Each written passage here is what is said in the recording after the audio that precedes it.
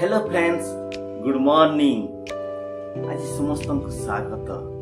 आज मु गोटे सुंदर भाषण प्रस्तुत करिछि, जो भाषण के आमे विदायकालीन उत्सव रे प्रस्तुत करि परिबा।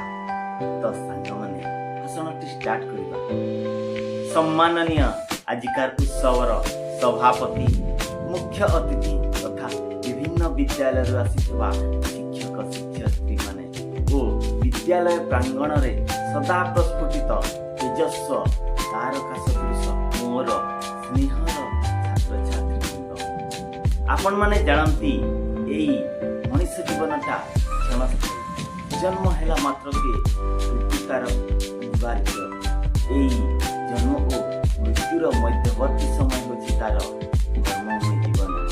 तेणु अति बड़ी जगन्नाथ दास भागवत रे उल्लेख करिसंती, कर्म मोहर निज गुरु केते पचारू। समस्त कर्म पूर्ण हेबा परे से निज कर्म क्षेत्र विदाय नहीं थाए। यह हेउछि विधिर विधान। तेणु उत्कलमणि गोपबंधु दास तांक लेखनी रे स्थान देइछंती, मानव जीवन नुहई वर्ष मास दिन दंड। कर्म जे नर कर्म एकातार जीवनर मानदंड।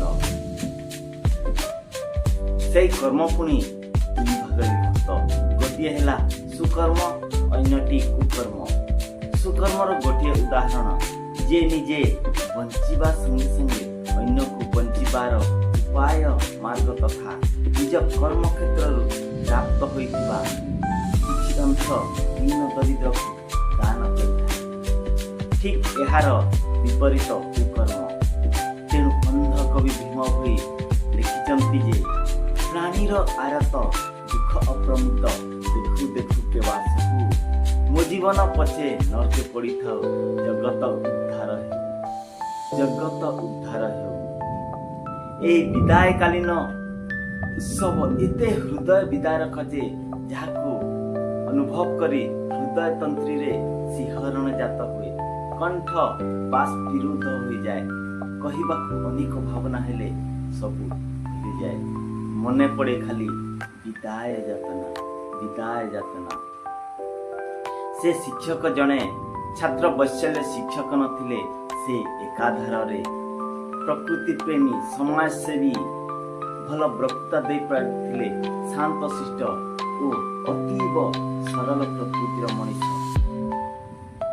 तो सांग माने एई भाषण को हेडिंग नहीं आमे जदि जने शिक्षक को विदाय दउछंती, तो शिक्षकों विषय रे आपनको किपरि संपर्क थिला, छात्रों सहित किपरि संपर्क थिला, तांको स्टाफ सहित किपरि संपर्क थिला, गोष्ठी सहित किपरि संपर्क थिला, सब को भल भाव प्रस्तुत करी गोटे भल भाषण प्रस्तुत करि परिबे।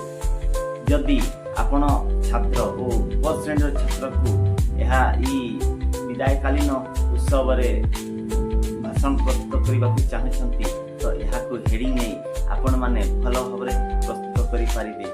छात्र ओ आपणक सहित संपर्क, से छात्र मान किपरि आपणक सहाय्य करुथिले, किपरि खेलकूद रे सहाय्य करिथिले, किपरि पढ़ारे सहाय्य करुथिले, किपरि तांक सहित मिसुथिल, से सब को भल भाव मन पकाई भाषणटी प्रस्तुत करि पारिबो। तो सांग माने मोर ए वीडियो आपण मानकु पसंद लागिला तो मो सहित जोड़ी रहिबे ओ मो चैनल को लाइक, शेयर एंड सब्सक्राइब करी देबे। पुणी देखा हेबो आ गुटे नुआ वीडियो रे। से पर्यंत रहुची, धन्यवाद।